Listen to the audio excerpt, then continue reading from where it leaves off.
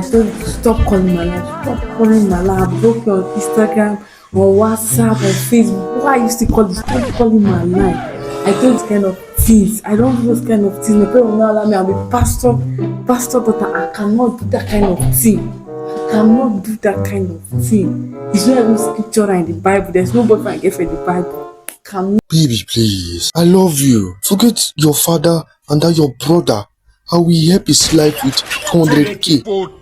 And he will shut up. Babe, I can die for you. Let me let you know something. Go and love Jesus. Jesus loves you better. Jesus loves you better. John 3:16. But also love you what? He gave us only begotten son. Get out This of is the here. last time you call this number. That's the last time you call this number. Go and love Jesus. Jesus loves you more. There's no more love you can give than the one Jesus has given us. Goodbye.